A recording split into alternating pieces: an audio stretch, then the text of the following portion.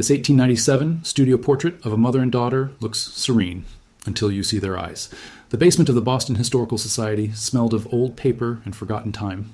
Laura Bennett had been working there for 3 years, cataloging donations that arrived in cardboard boxes and dusty crates, each one a small portal into the past. On a cold February morning in 2024, she opened a box labeled simply, "Estate Sale, Beacon Hill, Miskinsinger Photographs." Inside, beneath layers of tissue paper yellowed with age, Laura found dozens of photographs from the late 19th century. Most were the typical fare: stiff-backed gentlemen with impressive mustaches, children in their Sunday best, family gatherings on front porches. She had seen thousands like them, but then her hand touched a photograph that made her pause. It was a studio portrait, professionally taken, the kind wealthy families commissioned in the 1890s. The photographer's mark in the corner read, "Whitmore and Sons Studio, Boston, 1897. 2 figures occupied the frame. A woman in her early 30s, dressed in an elaborate dark dress with a high collar and ornate buttons, and a girl of perhaps 7 or 8, wearing a white lace dress with ribbons in her carefully curled hair. They sat in a velvet chair, the daughter on her mother's lap, both posed in the classical Victorian style. Everything about the photograph spoke of prosperity and respectability. The studio backdrop showed painted columns and draped curtains. The subjects wore expensive clothing. Their posture was perfect, their hands carefully positioned. It was, in every technical sense, a beautiful portrait of a refined Boston family. But something was wrong. Laura brought the photograph closer to her face, tilting it toward the fluorescent light. The mother and daughter were smiling, or rather, their mouths were arranged into the semblance of smiles, the way photographers of that era demanded. Yet their eyes told a completely different story. The mother's eyes were wide, almost unnaturally so, with a fixed quality that suggested not serenity, but barely controlled panic. There was a tightness around them, a tension in the muscles of her face that contradicted the gentle curve of her lips. And the little girl, Laura felt a chill run down her spine. The little girl's eyes held a look of pure, silent terror. Her small hands gripped her mother's arm with what seemed like desperate force, her tiny fingers white against the dark fabric. Laura had examined thousands of Victorian photographs. She knew the conventions, the long exposure times that required subjects to hold unnaturally still, the discomfort of formal clothing, the general unease many people felt before cameras. But this was different.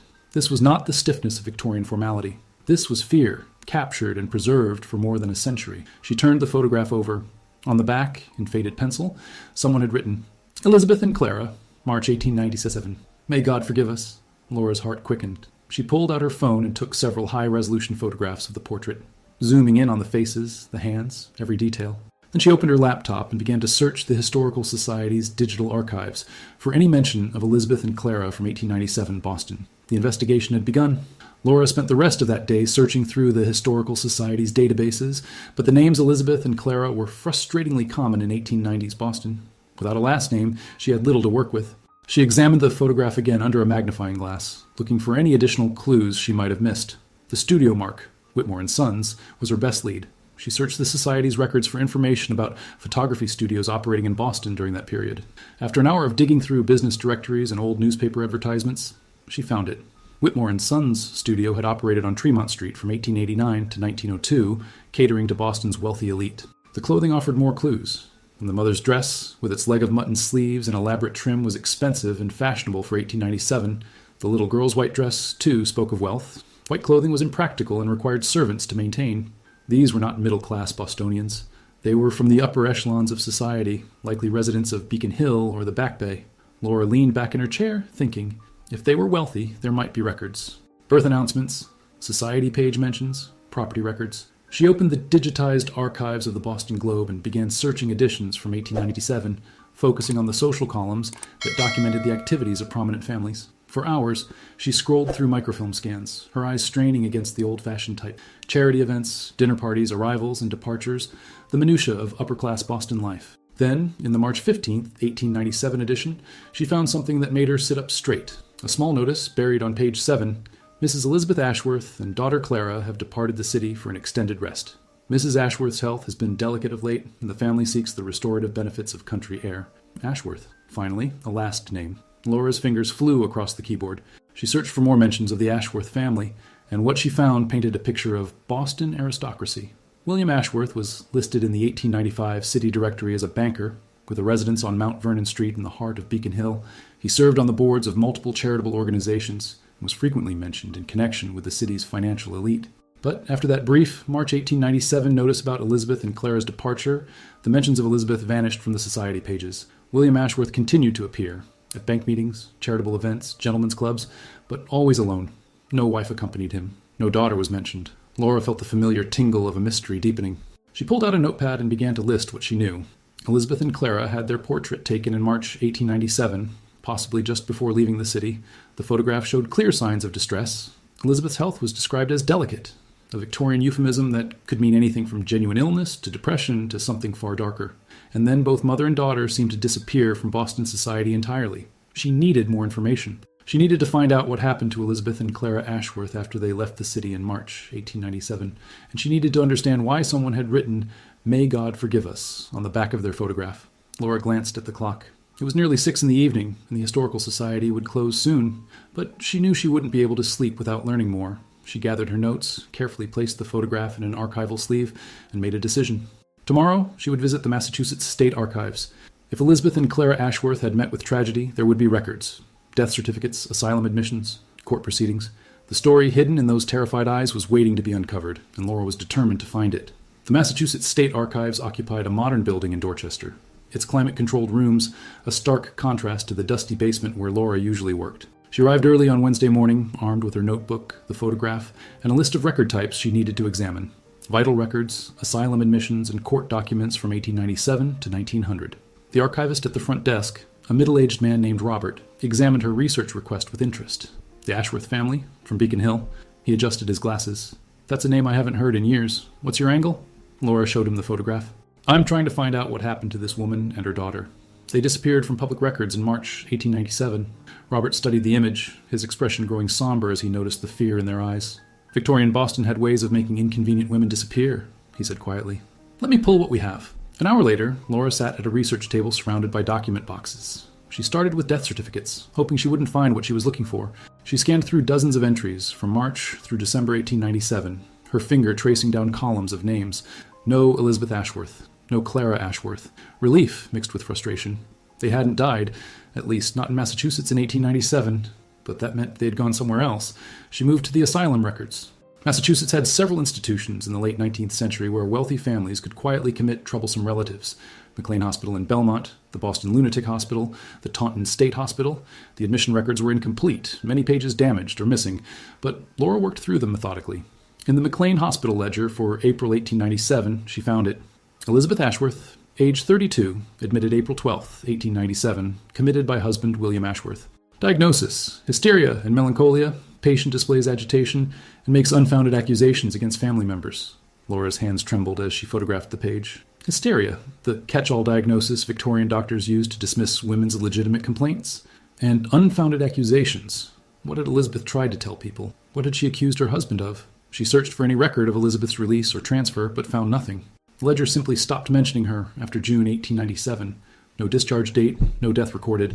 Elizabeth Ashworth had entered McLean Hospital and vanished from official records. But what about Clara? Laura's stomach tightened with dread as she turned to juvenile records. If William Ashworth had committed his wife to an asylum, what had he done with their 7-year-old daughter? The records for the Boston Female Asylum, an institution that housed orphaned and dependent children, provided the answer. Clara Ashworth, age 7, admitted March 20th, 1897. Father unable to care for child due to mother's illness. Child is quiet and compliant, but suffers from nightmares. March 20th, just days after the photograph was taken, and weeks before Elizabeth was committed to McLean. William Ashworth had separated them almost immediately. Laura sat back, piecing together the timeline. Something had happened in the Ashworth household in early March 1897. Elizabeth had taken Clara to Whitmore & Sons' studio to have their portrait made, a portrait that captured their terror in a way words never could. Within days, Clara had been placed in an orphanage. Within weeks, Elizabeth had been committed to an asylum for making unfounded accusations. The photograph, there hadn't been a typical family portrait. It had been evidence. Elizabeth had known what was coming, and she had created a record of their fear, a silent testimony preserved in silver and paper. Laura needed to find out what happened next. She needed court records, property transfers, anything that would tell her how William Ashworth had managed to erase his wife and daughter from his life so completely. And she needed to find out if Clara had survived, if she'd ever been reunited with her mother, if anyone had ever believed them. Laura spent the next 2 days buried in property records and legal documents at the Suffolk County Registry of Deeds. The trail of William Ashworth's financial dealings painted a picture of a man who valued control above all else. In 1893, William had inherited his father's banking firm, Ashworth & Company, along with the Mount Vernon Street mansion. The business had been prosperous, handling accounts for some of Boston's wealthiest families. But Laura found something odd in the ledgers. In early 1897, just weeks before Elizabeth and Clara's photograph, several of the bank's largest clients had quietly withdrawn their accounts. She cross-referenced the names with newspaper archives and found a small item in the Boston Herald from February 1897. Several prominent families have elected to transfer their banking relationships following concerns about management practices at Ashworth and Company. Mr. William Ashworth declined to comment on the matter. What kind of concerns? Laura searched for more details but found only vague references to irregularities and questions of propriety. In Victorian Boston, such euphemistic language could mean anything from minor accounting errors to serious fraud. Then she found the court records. In June 1897, 2 months after Elizabeth was committed, 3 former clients had filed a civil suit against William Ashworth, alleging misappropriation of funds. The case had been quietly settled out of court, with all parties agreeing to seal the records. Whatever William had done, someone with power and money had helped him bury it. Laura leaned back in her chair, the pieces beginning to fit together. William had been embezzling from his clients. Elizabeth had discovered it. And when she had threatened to expose him, when she had made what the asylum records called unfounded accusations, he had used the full weight of Victorian patriarchal law to silence her. A husband in 1897 had near absolute power over his wife. He could commit her to an asylum without proof of illness. He could control all her property. He could deny her access to her children. And society, especially wealthy Boston society, would support him, would assume the woman was the problem, that her mind was weak, that she was hysterical. Laura felt a surge of anger for Elizabeth. Trapped in an era that gave her no voice, no protection, no way to fight back except through a photograph that documented her terror. She needed to find out what happened next. The asylum records had stopped mentioning Elizabeth in June 1897. Had she died there? Had she been transferred elsewhere? And what about Clara? Had she remained in the orphanage, or had William eventually reclaimed her? Laura returned to McLean Hospital's records, this time requesting access to patient death records and transfer logs. The archivist brought her a leather-bound volume marked Deceased and transferred. 1897-1900. She found Elizabeth's name on a transfer record dated July 15, 1897. Elizabeth Ashworth transferred to Taunton State Hospital. Patient remains agitated and resistant to treatment. Prognosis, poor. Taunton. Laura's heart sank. Taunton State Hospital had been notorious in the late 19th century as a place where inconvenient family members were sent to disappear. Unlike McLean, which catered to wealthy families with some pretense of therapeutic care, Taunton was overcrowded, underfunded, and had a reputation for harsh treatment. William Ashworth had moved his wife from a relatively comfortable private institution to a state asylum where she would be forgotten, where her voice would be lost among hundreds of other institutionalized women, where no one from her former life would think to look for her. Laura made copies of every document she had found, building a case file that would have made any prosecutor proud, but she wasn't done. She needed to follow Elizabeth to Taunton to find out if she had survived, if she had ever escaped, if she had ever seen her daughter again, and she needed to find out what had happened to Clara. The Boston Female Asylum's records were housed at the Massachusetts Historical Society, and Laura spent Thursday morning navigating their collection. The asylum had closed in 1954, its records transferred to various archives, but the society had managed to preserve the admission ledgers and some correspondence. Clara's file was thin, just a few pages that documented a 7-year-old girl's entry into institutional life. The initial admission form, dated March 20th, 1897, listed her father as her only living relative. Her mother was described simply as indisposed due to illness, but it was the matron's notes, written in neat cursive across subsequent pages, that broke Laura's heart. March 25th, Clara remains withdrawn. She does not play with other children and speaks rarely. At night, she calls for her mother. April 10th, the child's nightmares persist. She wakes screaming and cannot be consoled. Dr. Morrison recommends a sedative tonic. May 3rd, Clara asked again when her mother will come for her. I told her to pray and be patient. The child is bright but melancholy. Laura had to stop reading for a moment, blinking back tears. 7 years old, separate, powerless to reach her daughter, perhaps not even knowing where Clara had been taken. She continued reading. The notes became less frequent as months passed, Clara fading into the institutional routine. But then, in September 1897, something changed. September 18th, received inquiry from Mrs. Sarah Cunningham regarding Clara Ashworth. Mrs. Cunningham claims to be the child's maternal aunt and wishes to discuss Clara's situation. Laura's pulse quickened. An aunt, someone from Elizabeth's side of the family. She searched the records for more information about Sarah Cunningham and found a series of letters carefully preserved in the file. The first letter, dated September 15th, 1897, was written in elegant script. To the directress of the Boston Female Asylum, I am writing to inquire about my niece, Clara Ashworth, who I understand has been placed in your institution. I have only recently learned of my sister Elizabeth's situation and my niece's placement. I wish to visit Clara and discuss arrangements for her care. I reside in Cambridge and am prepared to provide a suitable home. The response from the asylum was cautious. We must consult with the child's father, Mr. William Ashworth, before allowing visits or discussing placement changes. Then came Sarah Cunningham's reply, dated September 30th. I have attempted to contact Mr. Ashworth multiple times without success. His secretary claims he is too occupied with business to address family matters. I must insist on my right to see my sister's child. Elizabeth would want me to ensure Clara's well-being. Farce. The correspondence continued for weeks, Sarah Cunningham becoming increasingly urgent in her demands, the asylum becoming increasingly evasive. Then, in late October, a terse note from William Ashworth himself dictated to his secretary, Miss Sarah Cunningham is not to be granted access to my daughter.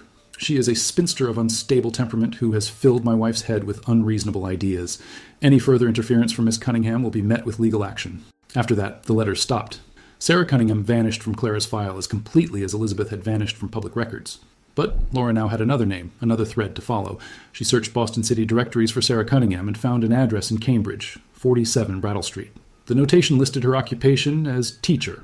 A teacher, a woman with her own income, her own residence, independent enough to challenge William Ashworth. A woman who had tried to rescue her niece and had been threatened into silence. Laura needed to find out what had happened to Sarah Cunningham. Had she given up after William's threats? Or had she continued to fight for Clara in other ways? And most importantly, had she known about Elizabeth's commitment to Taunton? Had she tried to help her sister as well? The investigation was expanding, revealing a web of silenced women, all connected by one powerful man who had used law and social convention to maintain his control. Laura decided she needed help. This investigation had grown beyond a simple historical puzzle. It was becoming a story of systemic injustice that deserved proper documentation. She contacted her colleague, Dr. Marcus Green, a historian who specialized in Victorian-era social institutions and gender studies. They met at a coffee shop near Harvard Square, and Laura spread out copies of all the documents she had gathered. Marcus studied them carefully, his expression growing darker as he read through asylum records, court documents, and Sarah Cunningham's desperate letters. This is devastating, he said finally, but not uncommon. Men like William Ashworth had enormous power. The legal system was designed to protect them, not their wives or children. He tapped Sarah Cunningham's letters. This aunt, though, she was brave. Challenging a man of Ashworth's standing could have destroyed her professionally. Schools didn't keep teachers who caused scandals. Can you help me find out what happened to her? Laura asked. Marcus nodded. Cambridge has excellent records, and if she was a teacher, there might be school board minutes, employment records. Let me make some calls. 2 days later, Marcus contacted Laura with news. He had found Sarah Cunningham's employment records at the Cambridge Public Library's historical collection. She had taught at the Agassiz School on Sacramento Street from 1890 to 1898. Her employment had ended abruptly in November 1897, just weeks after William Ashworth's threatening letter, with the notation, resigned for personal reasons. But Marcus had found something more valuable, a collection of Sarah Cunningham's personal papers, donated to the Schlesinger Library at Radcliffe College by her grandniece in 1975. The collection included diaries, correspondence, and teaching materials. Laura and Marcus obtained permission to examine the collection, and on a rainy Tuesday morning they sat together in the library's reading room, carefully opening boxes that had been sealed for decades. Sarah Cunningham's diary entries from 1897 were a revelation. Written in tiny, precise handwriting, they documented a woman's desperate attempt to save her sister and niece from a man she described as a tyrant who wears respectability like a mask. August 15th, 1897. I have finally learned where Elizabeth is. McLean Hospital, then transferred to Taunton. Taunton, a terrible place. I wrote to her immediately, but have received no reply. I fear her letters are being intercepted. September 2nd, 1897. I went to see William. He would not admit me to the house. His secretary delivered a message. I am not to interfere in family matters. Family matters, as if imprisoning one's wife in an asylum and abandoning one's child is a private concern. September 20th, 1897. I have retained a lawyer, Mr. Pemberton, who specializes in family law. He says the situation is difficult. William has complete legal authority over both Elizabeth and Clara. Unless we can prove he is unfit, or that Elizabeth is being held unlawfully, the courts will not intervene. But how can we prove anything when all the power resides with him? October 10th, 1897. I visited Clara today at the asylum. They finally permitted it after Mr. Pemberton sent them a formal letter. The child is thin and sad, with dark circles under her eyes. She asked about her mother constantly. I wanted to take her home with me immediately, but the matron says William's permission is required.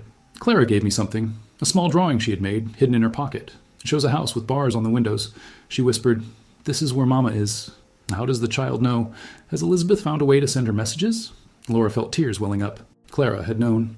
Somehow, despite the separation, despite all of William's efforts to isolate them, the 7-year-old child had known her mother was imprisoned. Marcus pointed to an entry from November 1897. Look at this. November 8th, 1897. I have made a terrible decision. Mr. Pemberton says our legal options are exhausted. The courts will not act. Society will not condemn a wealthy banker based on a woman's accusations. But I cannot abandon Elizabeth and Clara to this fate. Tomorrow I will travel to Taunton. I will see my sister and I will find a way to free her, even if it costs me everything. The diary entries ended there. The next pages had been torn out. Laura and Marcus spent hours searching through the rest of Sarah Cunningham's papers, looking for any indication of what had happened during her visit to Taunton State Hospital. They found scattered letters, teaching notes, personal correspondence, but nothing that explained the missing diary pages, or what Sarah had discovered there. Then, at the bottom of the last box, Marcus found a slim envelope marked "Private, not to be opened until after my death." Inside was a letter, dated December 1897, written in Sarah's handwriting but unsigned, as if she had been too afraid to claim authorship even in her own papers. Laura read aloud. "I went to Taunton on November 9th, 1897. The building was a nightmare. Overcrowded wards, the smell of unwashed bodies and despair, screaming echoing through corridors. I claimed to be Elizabeth's sister and demanded to see her. The superintendent tried to refuse me, but I threatened to write to every newspaper in Boston about the conditions I was witnessing. They brought her to me in a small visiting room. I barely recognized my sister. She had lost weight, her hair was roughly cut, and she wore a stained institutional dress. But her eyes, they were still sharp, still intelligent. She was not mad. She had never been mad. Elizabeth grabbed my hands and spoke quickly, as if she feared we would be interrupted. She told me everything. William had been stealing from his clients for years, falsifying records, creating fake investments. She had discovered it by accident in February 1897, finding documents he had hidden in his study. When she confronted him, he threatened her. When she said she would go to the authorities, he laughed and said no one would believe a woman over her own husband. He planned it carefully. First, he sent Clara to the orphanage, using Elizabeth's illness as justification. Then he had 2 doctors, men who owed him money, signed commitment papers declaring Elizabeth mentally unsound. Within days, she was at McLean. When she continued to insist on her sanity and demanded to see a lawyer, they transferred her to Taunton, where her voice would be lost among the truly ill. Elizabeth begged me to take Clara, to get her daughter away from William. She said he was not just a thief, but also cruel, that his temper was violent, that Clara had witnessed things no child should see. That was why they looked so terrified in their photograph. They had gone to the studio the day after William had learned Elizabeth was asking questions about his business. The portrait was her insurance, her evidence that something was terribly wrong, should anyone ever think to look. Before I could respond, the attendants came and took Elizabeth away. She called back to me, "Save Clara, the photograph, make someone see." I left Taunton determined to act, but when I returned home, I found William's lawyer waiting for me. He had papers, legal documents accusing me of defamation, threatening my employment, my reputation. If I continued to spread lies about Mr. Ashworth, I would face prosecution. The school board had already been contacted. My position was under review. I am trapped as surely as Elizabeth is. I have no money for a prolonged legal battle. I have no husband or father to give weight to my testimony. I am simply a spinster schoolteacher making wild accusations against a respected banker. Society will destroy me before it ever questions him. The letter ended there. Laura set it down carefully, her hands shaking with rage and grief. She gave up, Marcus said quietly. She had no choice. "But Clara," Laura said. "What happened to Clara?" They returned to the asylum records. Clara remained at the Boston Female Asylum until 1900, when she turned 10. Then her name disappeared from the ledgers with a simple notation, "Discharged to father's custody." William Ashworth had taken his daughter back after 3 years. Had he felt guilty? Had he needed to maintain appearances? Or had he simply required a child to manage his household after finally giving up any pretense of his wife's return? Laura searched Boston city directories and census records. In the 1900 census, William Ashworth was listed at the Mount Vernon Street address with 1 dependent, Clara Ashworth, age 10. No servants were mentioned, unusual for a household of that wealth. By the 1910 census, Clara was 20 years old and still living with her father. Her occupation was listed as none. She had become her father's housekeeper, his captive in a different way than her mother had been. "We need to find out if Clara ever escaped," Laura said. "If she ever learned the truth about her mother, if anyone ever believed them." Marcus pulled up marriage records on his laptop. Clara Ashworth. Here. She married in 1912. James Whitfield, a clerk. They moved to Dorchester. Laura felt a surge of hope. Clara had gotten away from William. She had built her own life. But had she known what happened to her mother? Had anyone ever told her the truth? Laura knew she needed to finish Elizabeth's story before she could trace Clara's later life. She traveled to Taunton, where the old state hospital buildings still stood, now converted into apartments and offices. The Modern Archive was housed in a small museum dedicated to the history of mental health treatment in Massachusetts. The archivist, a young woman named Teresa, helped Laura navigate the old records. "These files are heartbreaking," Teresa said as she pulled out the ledgers from 1897 to 1900. "So many women committed for reasons that had nothing to do with mental illness." Elizabeth's file was thicker than Laura expected. It contained medical notes, treatment records, and correspondence. Laura photographed each page, her anger growing as she read the casual cruelty documented there. The notes described Elizabeth as agitated, uncooperative, and delusional. Her delusions consisted of insisting she was not ill, demanding to see a lawyer, and claiming her husband had committed fraud. The treatments prescribed, cold baths, forced isolation, sedative drugs, were punishments disguised as medicine. But Elizabeth had been resilient. Month after month, the notes showed her maintaining her sanity despite everything. Patient continues to be articulate and organized in her thinking, though content remains delusional. In other words, Elizabeth spoke coherently and rationally, but the doctors refused to believe her. Then Laura found a note from January 1898 that made her heart sink. Patient has grown increasingly despondent. She no longer speaks of her previous accusations.